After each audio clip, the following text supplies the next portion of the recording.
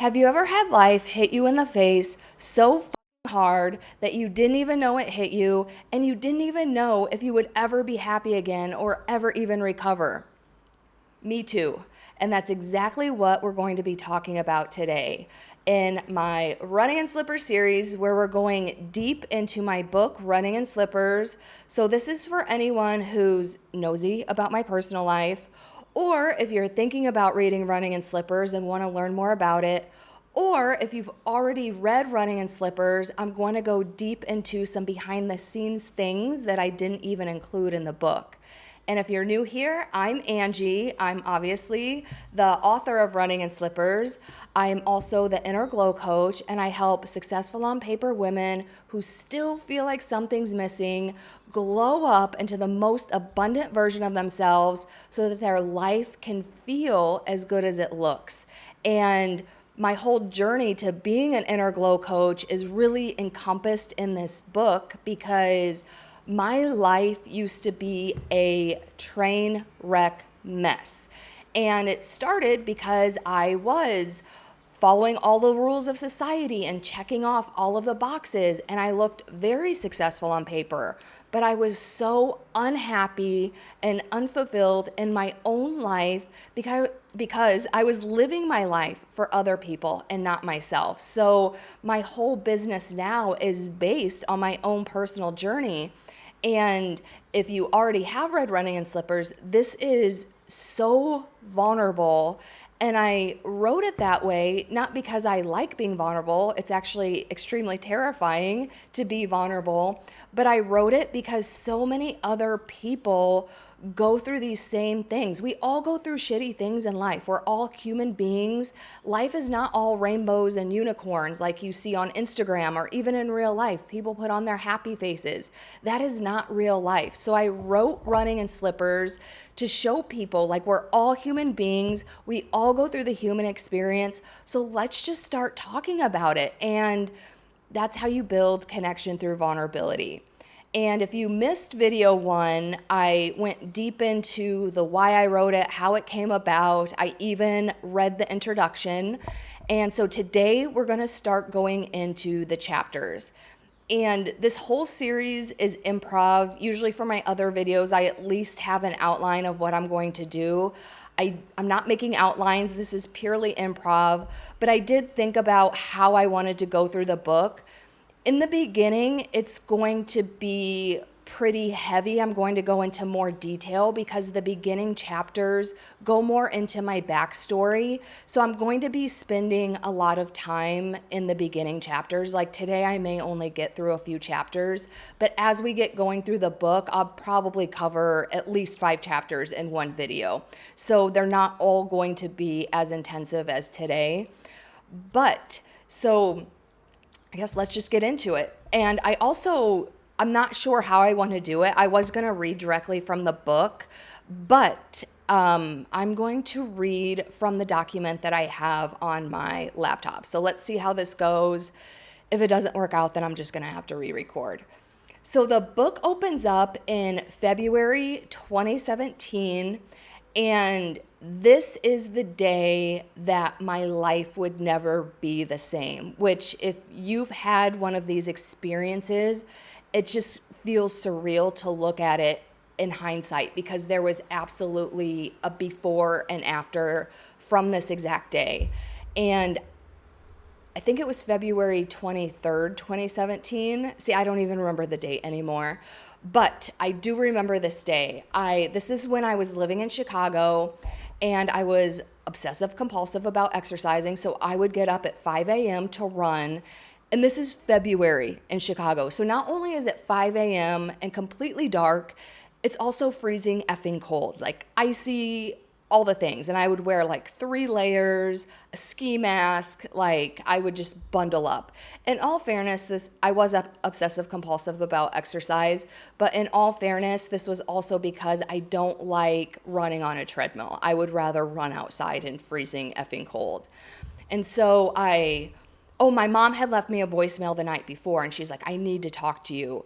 And I know my mom, and I knew it meant something major had happened. So, of course, my mind is running to all these worst case scenarios.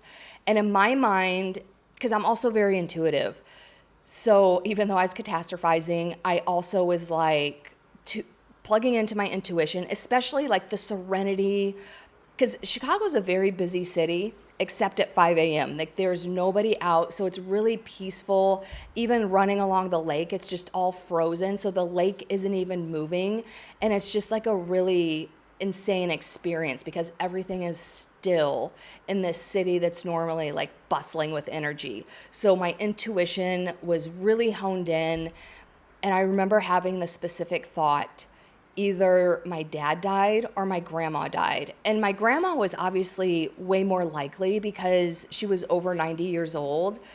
But I don't know why I thought about my dad. But even in that thought that my dad could have died, I didn't truly think that was it, or I was in denial. So I got back home, I took a shower, and I called my mom. And my mom is a very no nonsense person, which I am too, but sometimes that can be kind of harsh. So she didn't even beat around the bush. She was like, Dad died.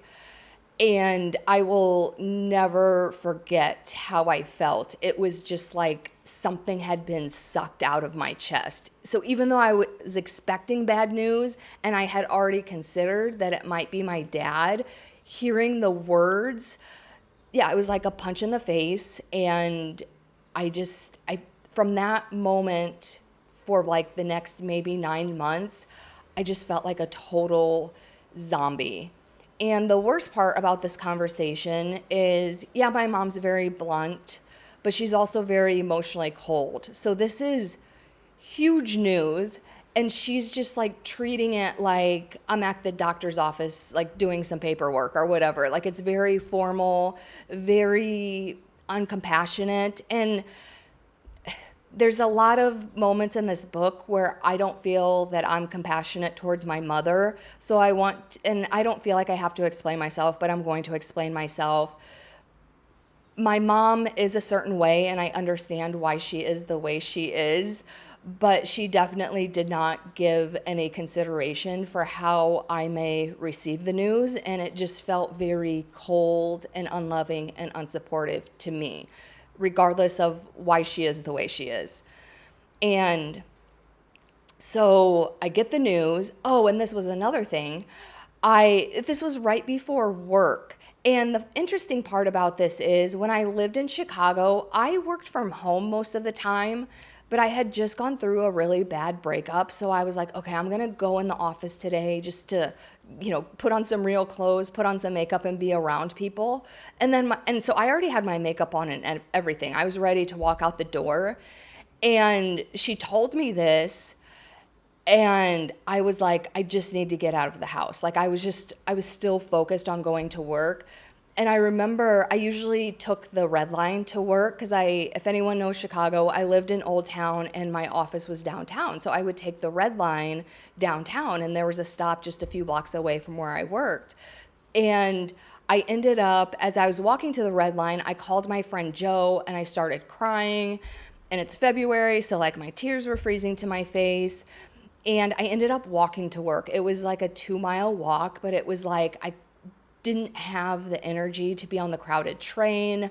I just needed to move, and I needed it was weird because like the crisp, really cold air actually felt refreshing in a weird way, because it's like I just needed something to make me feel something other than numb.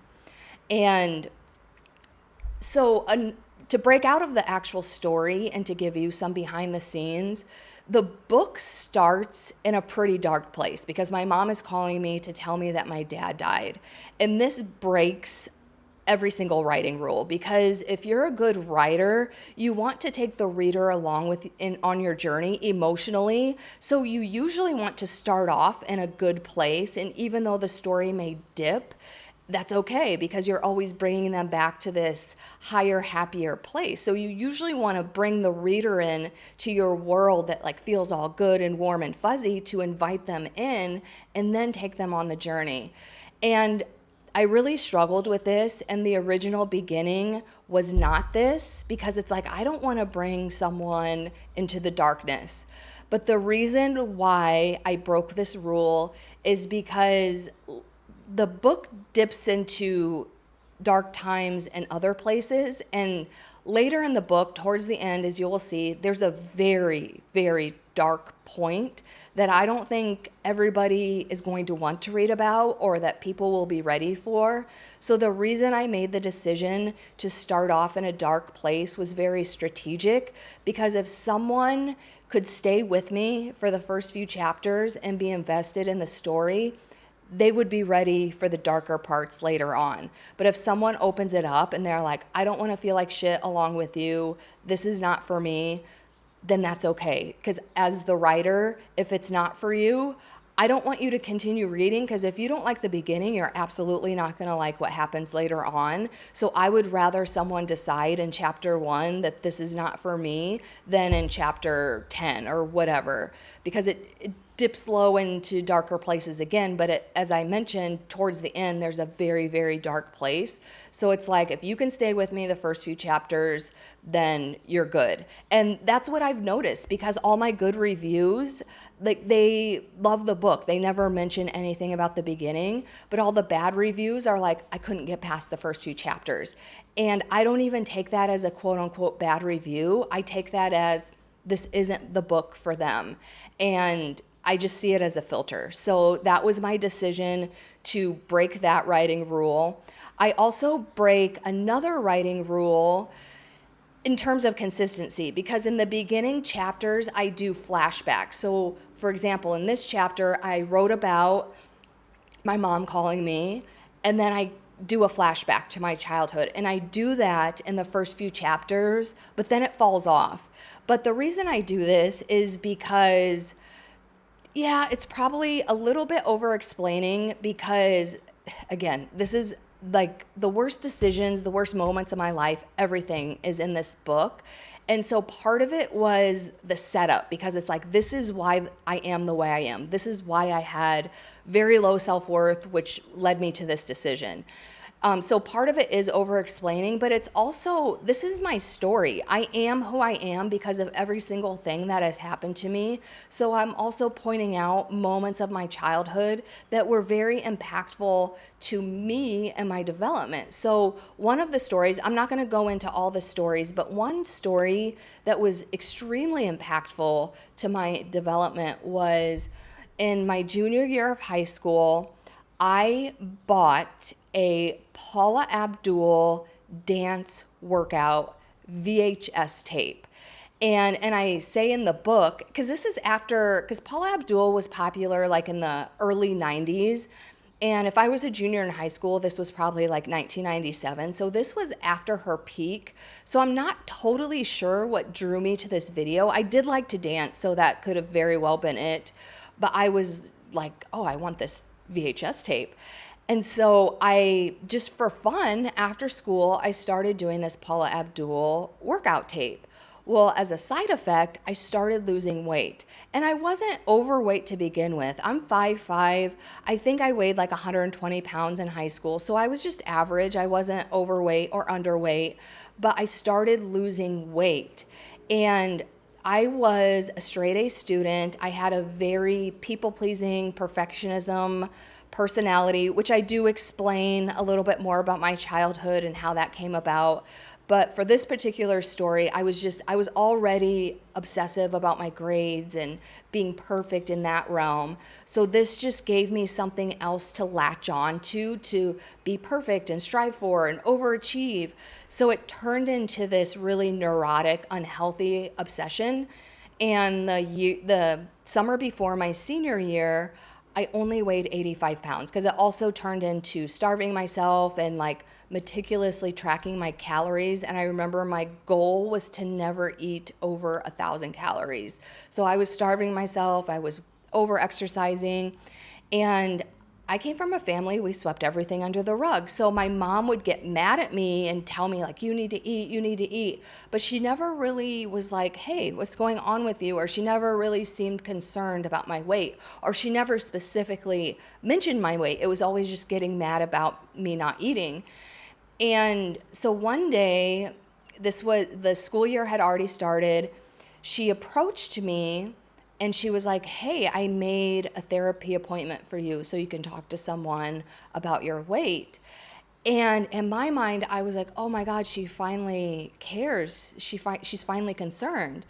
Well, she told me the reason why she made this appointment is because some of my friends' parents had come to her because they were concerned about my weight. And she told me that was embarrassing for her. And those are her words, not mine. So it felt like a punch in the stomach because I mean, on some level, I do think she was worried about me. But at the time, it was like, oh, she's more concerned about her embarrassment. And initially, my mom was so hell-bent on me going to these therapy appointments because my senior year of high school, I had my own car, I drove myself to school, but she was so hell-bent on me going to these appointments. She would take off work, drive to my school, take me to the therapy appointment, wait in the waiting room, and drive me back to school. That's how serious she was about me going. So in therapy, it quickly came about that my dad was an alcoholic and all these other things going on in my home. And because my mom was always waiting in the waiting room, one day my therapist was like, would you feel comfortable if your mom came in? And we talked about this with her. So the therapist brought my mom in and was like, hey, Angie has told me about, your husband being an alcoholic and blah, blah, blah. How do you feel about having a conversation with the family about all of this? And I don't remember what my mom said, but I do remember that day when she took me back to school, we stopped at Dairy Queen, which she was probably just trying to get me to eat something. And I remember we were sitting on the curb eating, and I was eating a Blizzard because to this day, I will always eat a Blizzard at Dairy Queen. And she asked me, she was like, do you want to keep going to therapy? And, I'm 17 years old. It was totally awkward. I wanted help, but I didn't see how therapy was helping me. And so I was missing school, which I was a straight A student. I didn't like missing school. So I was like, no, I don't want to keep going. And she was like, okay, you don't have to go anymore. So it was like, as soon as she realized that it wasn't just a thing with me, that she would have to be involved and maybe make some changes in her life, she wasn't interested. And after that moment, I hated my parents, and I basically spent the rest of that year hating my parents. And there's so much more to this story, but I think anything you need to know about my mom is encompassed in that story. And again, as an adult, I can understand why she was the way she was, but also as an adult, I deserved better as a mom, and I can freely admit that. So that was just one of the childhood stories that I wanted to go deeper into. And also my parents, they didn't divorce until I went away to college, which I don't know if that's relevant or not, but that was in that chapter. Okay, so I'll do chapter 2 before we wrap this up for today's video. So after my dad died, so just to go a little bit more into my relationship with him, growing up, he was an alcoholic, but he was a very passive alcoholic. Like, he would work all day, he would come home, sit on his recliner and drink until he went to bed. So he was physically there. Oh, that's why my parents not getting divorced until college was relevant, because he was always physically present, but emotionally he was not there. Like, I don't even remember doing things with my dad or even having conversations with him other than like information exchanges. Like, he just emotionally wasn't there.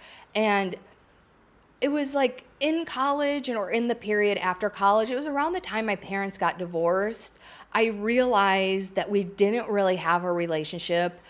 I blamed myself because that's where I was in my emotional maturity. So I was like, I want to have a better relationship with my dad. So I started calling him every week. And some of the conversations were okay. Overall, I felt like he felt awkward talking to me. And admittedly, I felt awkward talking to him because, again, growing up, we never talked. So it was weird. But also, sometimes he had been drinking a lot, so that would affect the dynamic. And then I went to Indiana University and I lived in Indianapolis for a while after I graduated college, but I really wanted to move to Chicago. And there was a period of like 9 months I was only applying and interviewing for jobs in Chicago. And my dad knew this. And then I finally got hired at a company.